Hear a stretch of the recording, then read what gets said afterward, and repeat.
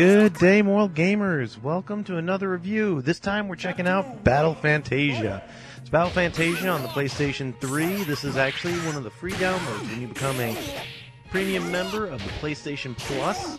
So, is Battle Fantasia a good game, bad game, or just amoral? We'll find out.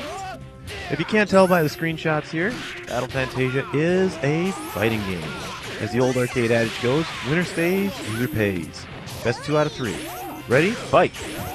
And that's how it is.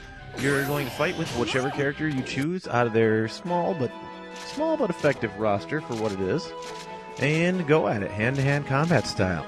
Now, what works well in this game is that it has its own style with the cell shade and fantastical music. This game really puts on the fantasy era of it and just really does a great job at presenting what it is. It is just a pure fantasy game. Most of the characters' moves in some way involve either magic, use of swords, use of hellfire and brimstone, or whatever. I mean, it's just a pure fantasy fighting game. What I'm not crazy about in Battle Fantasia is the control scheme. Now, this uses similar to most of the King of Fighters or SNK fighters, where you have an ABC and the attack. However, they also added for the triggers a gotchi, an appeal, a throw, and a heat up. And even after playing this game for hours, I'm still fairly confused what some of these do.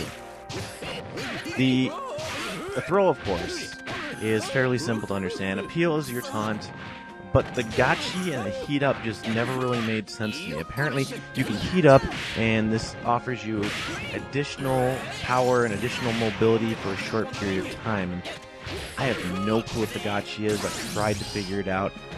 The game is pretty much void of any form of practice that really teaches you in-depth the system.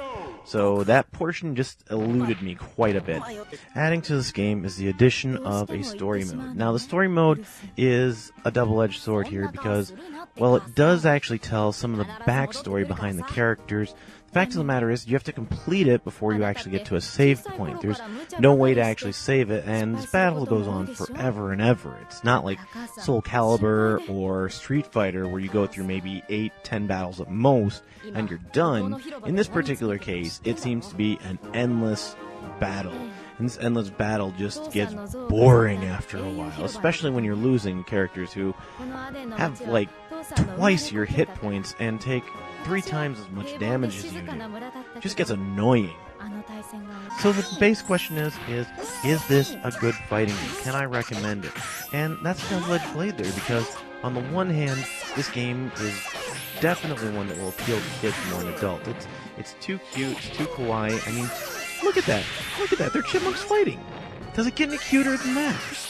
Yet, on the other hand, what's going on with this game is that it doesn't measure up to the modern-day Street Fighter. It feels more like Street Fighter Alpha, which I do like, but does it measure up to the technical aspects of modern-day Street Fighter, where you have the guard cancels, the guard reverse cancels, the guard reversal cancels, and the guard reverse cancel counters? Whew! Say that 5 times fast, please.